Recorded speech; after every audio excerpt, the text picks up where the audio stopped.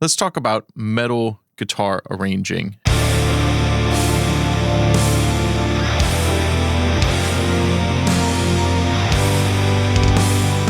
So imagine that you have a keyboard player in your band, or you are a keyboard player, and you have a song written on the keys with some more complex harmonies going on, some 4-note chords, maybe 5 or 6-note chords. How do we translate that as a guitar player? What notes do we pick? What parts do we write? We could write something completely different, but if we already have a pretty complex and interesting chord progression, we're going to want something that fits in nicely with that and hopefully, brings out the best of it, expresses that keyboard part on the guitars. I don't know how many people write this way, but I've written a number of songs that I start on the keys and I come up with chord progressions that way. I find that I can write more interesting, unique chord progressions on the keyboard than I come up with on guitar. Symphonic metal kind of sound, but there's always the question of what parts do I play on the guitar then? Before I ramble too much, let's listen to some of the songs so you can see what we're working with.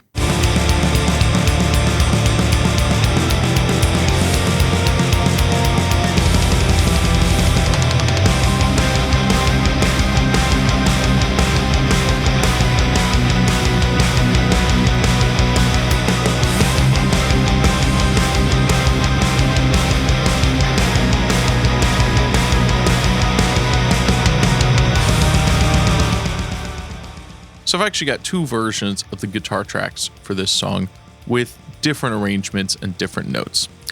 And part of this is kind of an experiment, something that I've thought about for a while, and I'm not sure if my theory works as well as it did in my head, but I will try to explain. So with a high gain metal tone, you've probably tried some big chords, like your open chords, a major chord, a minor chord with 5 or 6 notes, 4 notes, and it sounds like mess because the distortion just kind of eats up everything and you get just almost white noise. Well, one idea I've had is why not just split it out into either 2 guitars and each play half the chord, or 4 guitars and each play 1 note.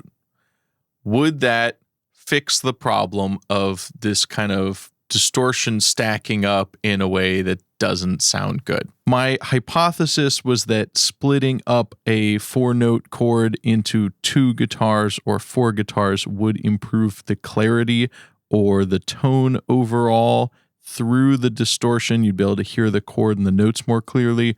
Well, here I've got the test and you can judge for yourself. And I think basically, no, it actually doesn't. It surprisingly makes very little difference. So what I've got here is just a D minor 7 chord, so 4 different notes.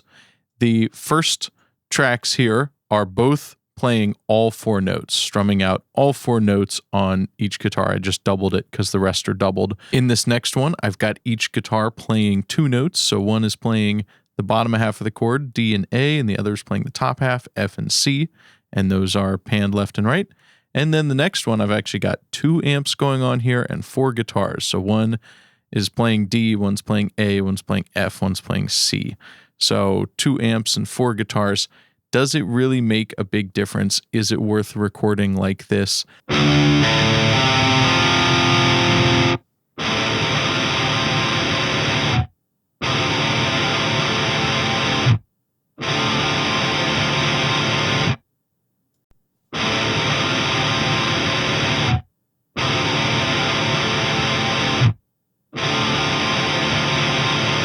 I think in the end, the problem with the distortion stacking up and being messy still is there. It doesn't really seem to improve the clarity, even though in theory it should. But I suppose it's all being combined into what we hear anyways, and it's a matter of overtones or something. So basically this whole chord progression I've got on the keys is almost never, more than 4 notes at any one time. So I could just directly copy those notes and play them on guitar. So my first attempt at this, I've got the left and right guitars, the kind of main rhythm tracks, each playing 1 note in the lower register, and then another set of left and right high guitars that are each playing one note in a higher register. That would require, if you were to play it live, 4 guitarists. So it's maybe not practical for that reason, but does it sound good? Does it work? My conclusion is that I don't think it works quite as well as it did in my head.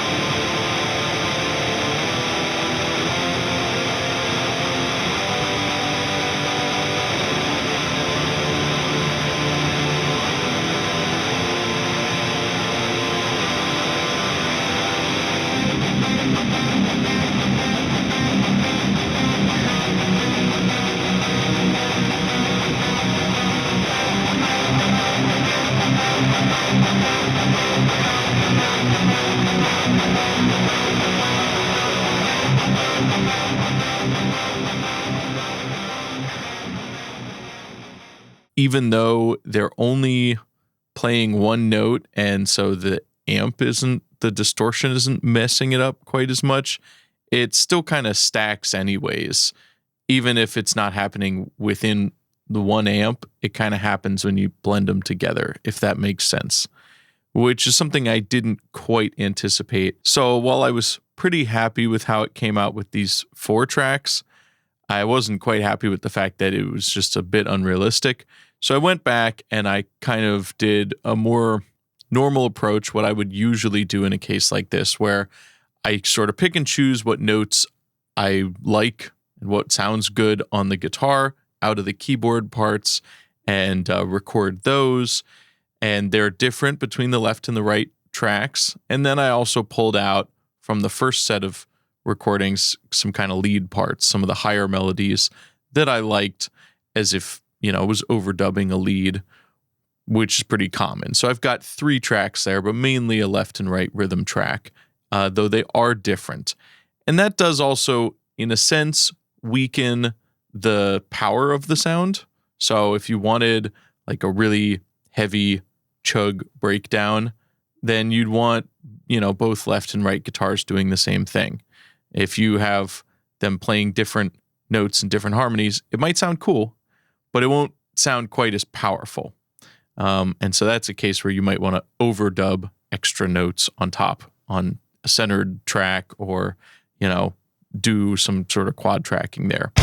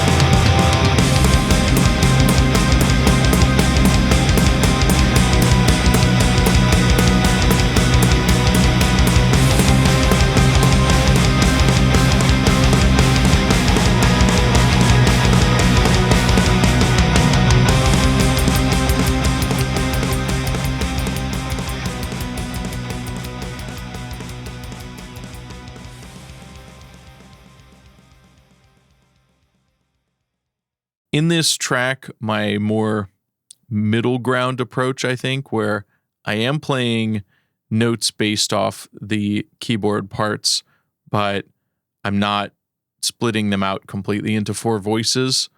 I think that works better, and taking an approach rather than just brute forcing 4 voice harmony into this track, trying to think about more from the guitar perspective and more in terms of what actually sounds good on the guitar. Again, that sounds kind of obvious, but this is sort of an experiment to see if maybe a more intellectual approach would yield some really cool results. And, kind of yes and no, but it's also not that practical, and it's not as fun to play because every part is just one note at a time. Taking a practical approach with your guitar writing is kind of obvious, but important, as well as trying to integrate, some more complex harmonies in there, and not being afraid to, use 2 guitars to split out a chord into, each playing 2 notes, or, one plays root third, one plays third, fifth. I don't know if either of my versions actually follow this note pattern exactly, but you could see kind of how it could be done. And you can see that in the red would be the one guitar, say your left guitar, and the green would be the right. The yellow are shared notes between both. So that is kind of one approach you could take. Another way you could approach this, if we've got 4 notes here, is maybe take the lower 2 on one guitar and the upper 2, or voice 2 and 3 on the next guitar, and then the top line on a lead guitar. So you split out the lower 3 voices into 2 guitars, and they would each share 1 note out of those 3 voices. In this part, I've got 5 or 6 voices going, but some of them are octaves. And so you don't necessarily need to play the duplicated notes, the extra octaves. You could figure out which octave sounds better. And that goes for any part. This chord progression here could be written any number of ways without actually changing the notes. I could drop this G down an octave. I could put this F and A up an octave. Now we've got quite a different sounding chord progression. Would it sound as good? Probably not. And some of that is because of the voice leading. And you can see we've got this sort of internal melody going on here.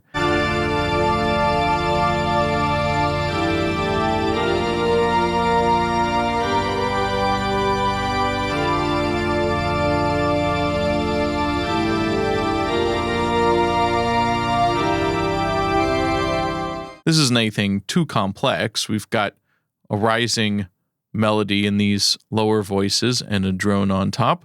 And I've got the same chord progression twice, but at the end, I change up and I go to a different chord, the second repeat, so that it's not as repetitive. And I like to do that all the time. If I'm going to do a 4-chord progression, I'm probably going to end it differently on the second repeat so that it doesn't get so old. Even if you're not writing on the keyboard, these are good things to think about and maybe play around with in your DAW with some MIDI, and maybe look at some other chord progressions. You could always download chord progressions and play around with the MIDI and come up with some ideas that way, and then try to translate it to guitar.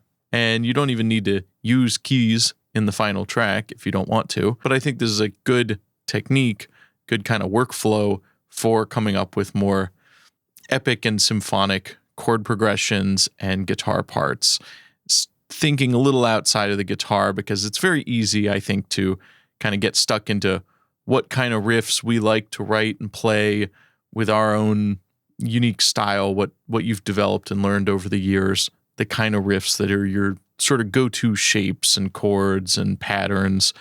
Everyone is guilty of that on any instrument, but bringing in a second instrument or just writing something on paper, getting yourself outside of your main instrument a little bit can really give you some fresh ideas. And I kind of, in a way, prefer often the songs that I write starting on the keys rather than guitar. I think I can often come up with better ideas and more unique ideas that way. Anytime you split up your guitar parts and you separate the left and right channels, it can be a cool effect, but it is going to sort of diminish the power of the sound. However, it also allows for maybe some breathing room for the next thing to hit harder. It's useful. It's not going to slap as hard for a breakdown, but not everything's a breakdown. And especially in the context of this kind of black metal stuff, it doesn't really need to have like big chugs. Splitting up your harmonies between two guitars, your left and right tracks, works well, though you should bear in mind that the further apart they are, if you have one guitar playing really low and one doing some high stuff, it's going to sound a little weird if they're the hard panned rhythm tracks. In a recording situation, I would probably double up the low part and have the higher part be a lead that's overdubbed in the center. With a high gain guitar, certain chords and certain voicings aren't really going to work. So you may have to play around with things. You may have to shift some notes up an octave or just drop out some notes of certain chords to make them work better. And you have to play around with that kind of stuff. That's a good thing to do, while you're writing on a computer, because you can record stuff and try it and hear in a real context what kind of chords and what harmonies actually sound good in the mix, and try to pay attention to not just from a musical perspective what sounds good to you musically, but also from a sort of production standpoint, what sounds good in the production, in the mix, what comes out of the speakers sounding good. And maybe the chord you want to play doesn't always do that well. There's no clear takeaway besides try stuff out and experiment with how you're voicing your guitar parts. And I hope you come up with some cool results. As always, smash like and subscribe. I'll see you in the next video.